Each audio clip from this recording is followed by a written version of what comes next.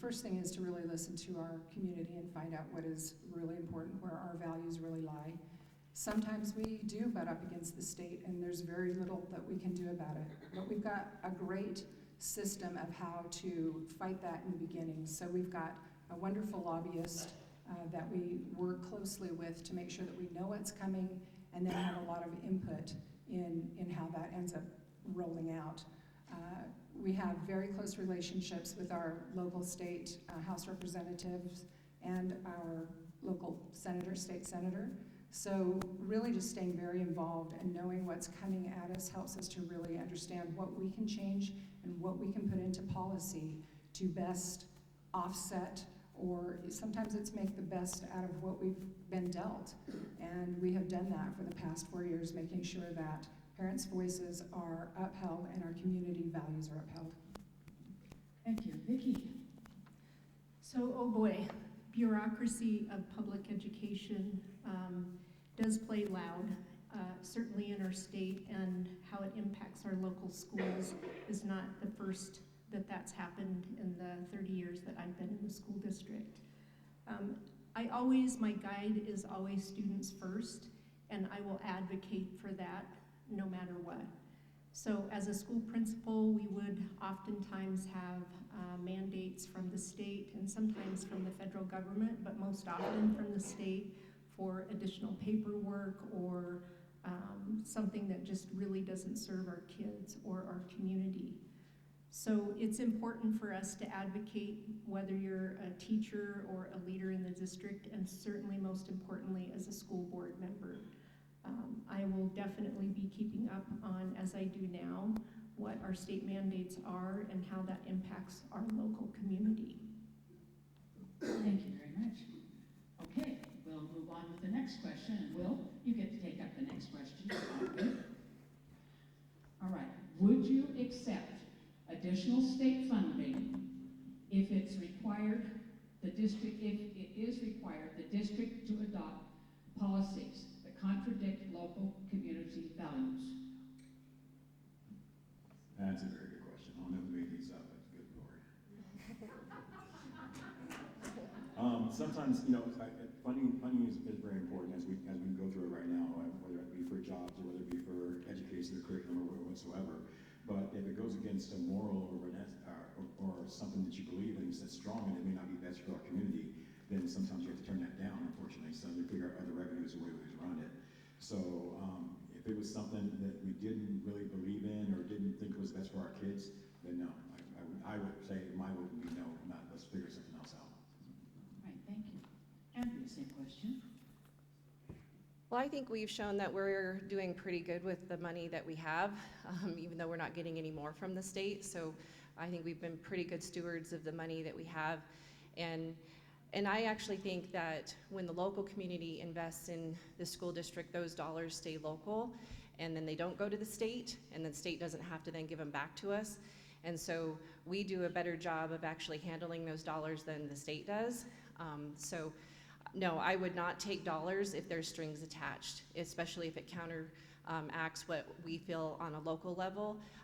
It doesn't match what our local community wants. Thank you. Mike. So I completely agree. If it goes against what the community wants, you don't take the money. You don't take things with strings attached.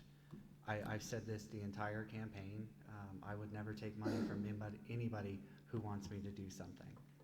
So if the community says, this doesn't align with what we want, this isn't what we want for our students, this isn't what we want for our future, then we're not going to take it. We'll find the money elsewhere.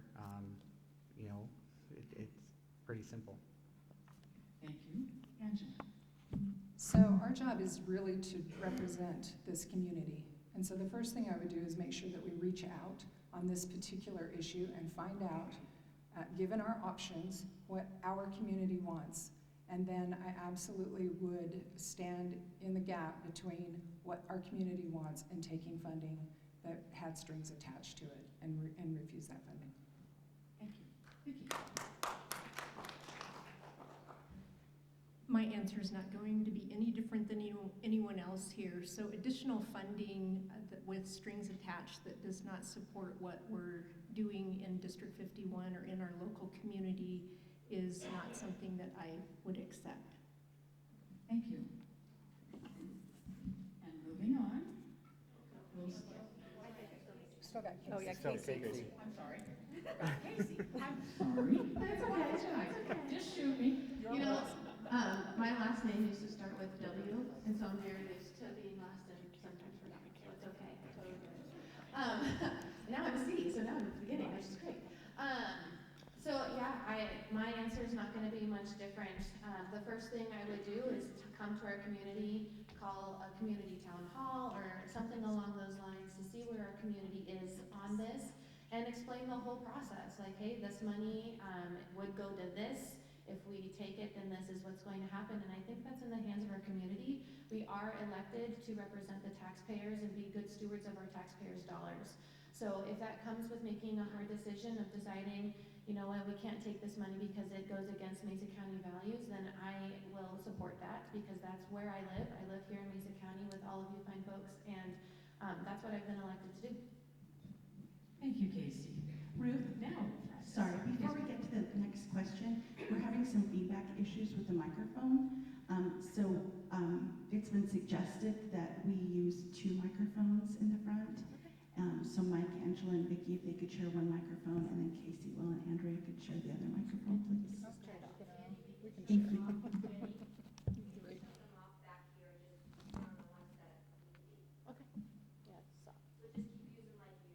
You got it. Does that work? Are we on then? Yeah, just this one. Okay, now we'll try with Andrea. So we're here anyway. We'll three share this one, Okay. and they'll three share that one. Well, it's your turn anyway. So. Oh, okay. No, I think you I did. that one? I started. Okay. Don't you just love technology? I get it, I'm sorry. Okay. Andrea, your question is, begin with, Okay. would you support a clear, publicly available summary showing how every education dollar is spent, including administrative salaries and benefits? Yes, we already have that. So that is actually already on the D51 website. We actually, by law, have to have all of that listed on the website. So there's actually law that says we have to transparently have everything listed out. So if you're not able to find it, you can email one of us and we'll help you find it, because there's a lot of pages that go into the budget, and so everything is listed. And and then everything is coreable, the Colorado Open Records Act. So if you want any salary, anything, you can ask for it, anything, and we can get it to you. So it's there, and if you can't find it, we'll help you find it. We are in the middle of revamping our website to help find things a little more easier, but yes. Okay, Mike, are you in favor of that kind of situation? Absolutely. In order to be great stewards with public money, you got to be above reproach. So making that readily available and easily available keeps you above reproach. So 100% I'm behind that. Thank you. Angela? So we have a new system that does make it a lot easier, that is very easy to navigate on the website, that literally breaks down every piece of our budget. So it's in layers, and so you can just search things actually quite easily. That's something that we felt really was very important for transparency when this board came into be. And so that's one of the things that we tasked Dr. Hill to work at, and they found a great system. And I think anybody who has looked at that or would like to, I think you'll find it very easy to navigate. Thank you. Vicki? Well, I have firsthand knowledge of using that system that they're talking about, because I've been using it over the last few months to study and figure out what's happening in the school district financially. So yes, I would encourage anyone to use that system. It has always been there, but I feel like it's not always been that easy to navigate. One of the items that I hear a lot from people out in the community as I've been out talking with people is exactly that, is trying to find information on our website. I also find our Chief Financial Officer, Melanie Trujillo, to be incredibly helpful and open to answer any questions that people have. Thank you, Casey. I won't forget you this time. That's okay. Yeah, I mean, I'm not gonna say anything much different, absolutely, like they've said, it's already there. The only thing I would change is just go one step further and really bring our community in, and bring them alongside, have open houses around, our budget and where dollars are going, and having a more community-driven budget, rather than just, District 51, driven budget. So I would like to see more community involvement, so that every voter and every taxpayer does authentically know where their dollars are going. They don't just have to read it on the website. They can if they want, but there are other authentic ways for people to engage in the budgeting process as well. Thank you. Will? No, you're good. Yes, I absolutely agree. And we've been very transparent about things. We brag about our budget and being on top, and we have an award-winning financial system. And it's funny, we talk about being more involved, community involvement, when we bring it up in our meetings. We bring it up in different things. We have different financial parts on it. You can find it on the website. So if you're going to be transparent and brag about something, what a better way to find it and show it. So we have nothing to hide. We show you where every dollar is, where every dollar's going, and what we saved and where it's going to go to. So being transparent is very important, and I think that's something we've done very good of in District 51. Thank you very much. Okay. Hi, you're on the hot rock. This next one is for you to begin with. Would you support the public release of a complete list of all third-party organizations, guest programs, or outside groups granted access to classroom access? One more time, please. I want to make sure I'm hearing this correctly before I answer. All right. Would you support the public release of a complete list of all third-party organizations, guest programs, or outside groups granted classroom access? Perfect. Sorry, I just wanted to make sure I heard correctly. Absolutely. I like to know who's around my kids at all times. I would expect the same of most parents of our students. If it's different, you know, I get that. I can't tell you how to live your life, but I'm 100% in support for that. Angela? Absolutely. Again, that's keeping parents in charge of what's going on in their kids' world and what their kids are being exposed to. We've made sure that there are opt-out capabilities for parents. If there's something going on that some parents may find that they don't agree with, they can opt their kids out of those special programs. And otherwise, everybody's just very transparent, and they know exactly what is getting put in front of their kids. Thank you. Vicki? Absolutely. There should be full transparency about what's happening in schools. As a school leader and both a classroom teacher, I would meet individually with families prior to them coming as a classroom teacher, asking worries that they might have and fully explaining what's happening in our classrooms, both in our school and maybe inside the classroom as well.